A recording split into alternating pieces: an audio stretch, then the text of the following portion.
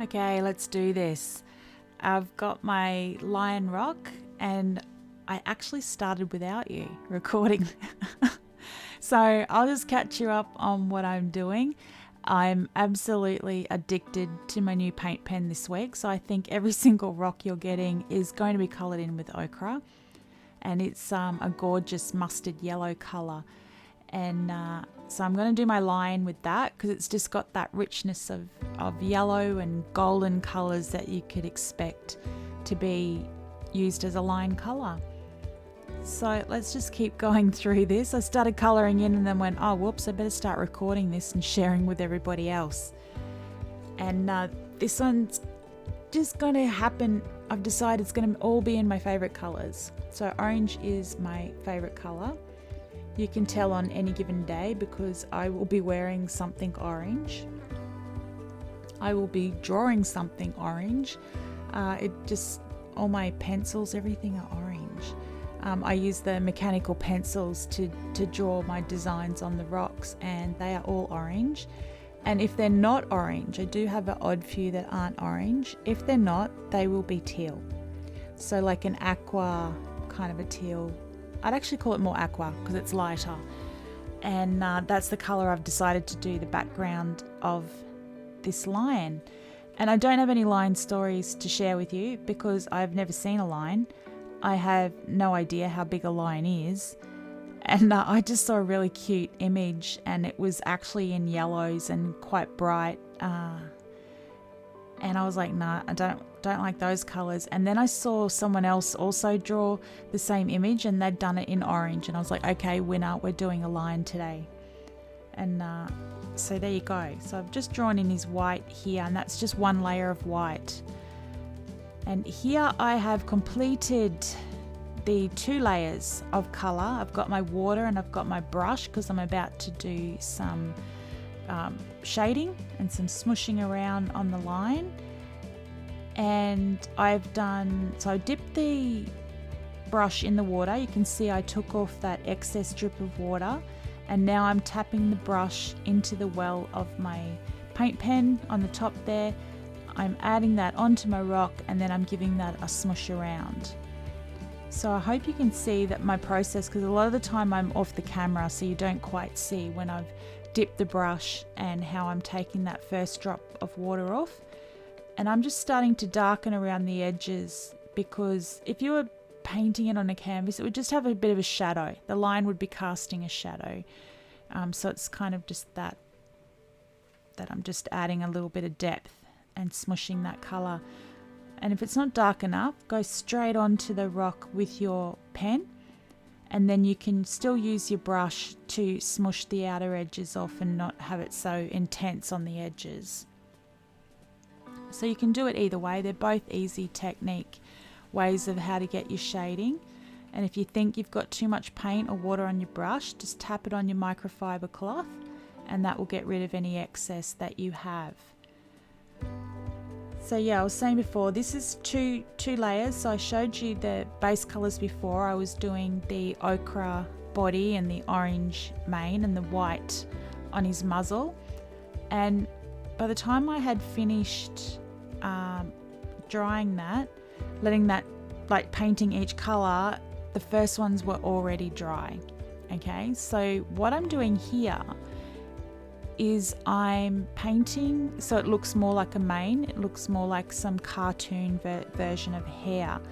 And so I'm using the background colour, which is aqua, and I'm painting in over the top of the orange. And I was discussing how to let it dry because that's really important at this point, that the paint underneath is dry. You can see on his nose, I have made a circle, the middle point, and I'm going from the middle point and I'm drawing outwards just so they're all radiating out in the correct position, like the arms of a clock would go out, and I'm turning the rock and I'm making it go outwards. So it just sort of gives, I've gone over the edge, that doesn't matter. I can just paint back over that. So you can see I've created the background coming in amongst the mane. And what that does, it have it more look like fur, sections of fur, rather than just a big solid color of orange. I've now got smaller sections of orange. And so yeah, it had dried, the 2 layers. By the time I finished painting them, they're dry enough. Any good paint, acrylic paint or acrylic paint pen will be very opaque, so you can go straight over it. And it's, see how I've gone outwards with that color, and it's very, because it's opaque and it's layerable, it's picking up the top color. That's what I'm trying to think of how to explain it. So you can see it looks aqua, it doesn't look orange, you can't see the orange underneath it. And now I'm just going to use my black pen and go around and put all the fine details in on the line. Okay.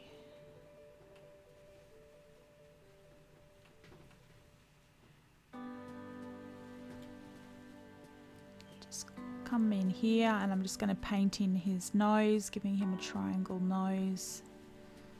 You can see I'm going over a little bit of the white to get my triangle more where I want it in place for his nose. And again, because it's layerable, that's really easy to do. And we'll come around and create his muzzle. I'll have to put some whiskers on there. The old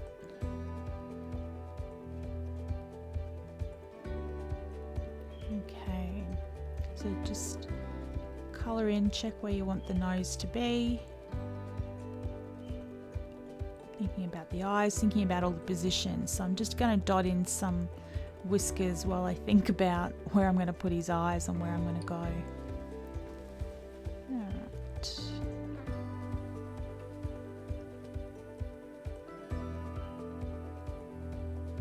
I like to, in the beginning when I actually draw it, I like to put in the eyes and everything then, just so it commits it to my memory.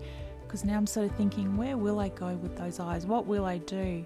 Didn't pay too much attention when I first drew him on the rock, but anyway, it's okay. So I'll keep moving on because I'm not sure about the eyes yet, so I'll just keep moving on and drawing in those excuse me, outer outlines into the main area. So you can see now that that aqua is just moving right in and really making that sort of pop because I've added that extra bit of colour.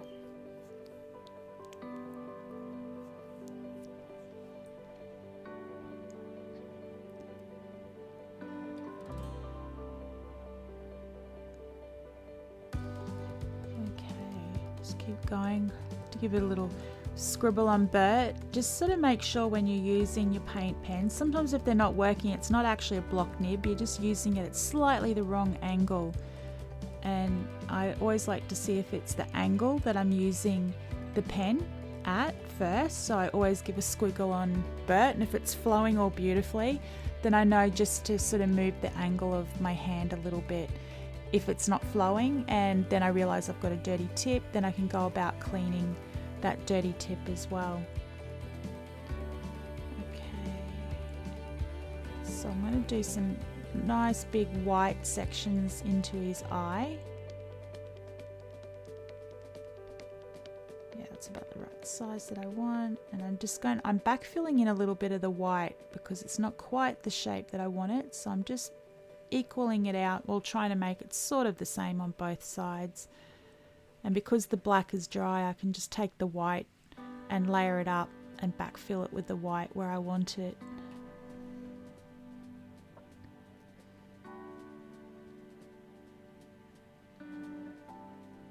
Okay, so there's lots of different reasons why you might choose an image, and like you might sort of think of a line and it reminds you, of some far away safari that you went on, and experienced all this sort of stuff.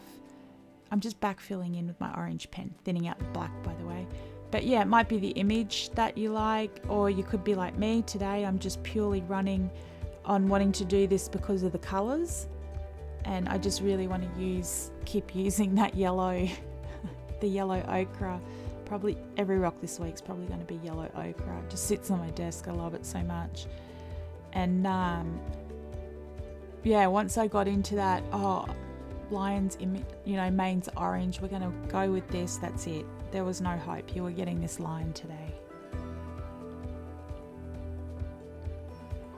Okay, now I know that the white is dry. I've gone back in and put the black, and I've sort of, the way I've used it is like, when you open your eyes really wide, it's a bit of a startled look. It's a bit of a like, hey, what's going on, kind of a crazy look. And that's what we're getting because I've left white all around the black. So that is going to be the look. It's more of a startled, crazy eye look. You can see here I'm just thinning out the black areas because they're dry. I can get my orange pen and just go over the top and thin down some of the black. So that's what I was doing there. So never worry about if you don't like the line. I can add a bit more of that aqua in there, which will thin it down. So you can always get the colour where you want it. You just got to let it dry. Now if you did this and started layering on top and the previous colour was wet, the first thing it's going to do, because you've got a wet colour on top of a wet colour, is they're going to bleed into each other. So it's really important with the step that I'm showing you how to thin out this, is that the previous colour is dry.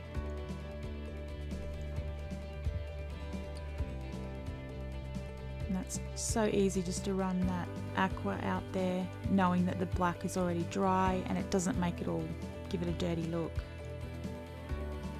Okay. Just thicken up a bit of black there. It's always good just to turn your rock around, let it face you, and just sort of have a look at it for a second and go, okay, what do I need to do now? If you just stop drawing while you do that, or you stop it with your colour and you just give it a few seconds and look at it, then it can tell you, okay, you need to thicken up my nose, or you need to do this. It just gives you that little minute of reflection to figure it all out.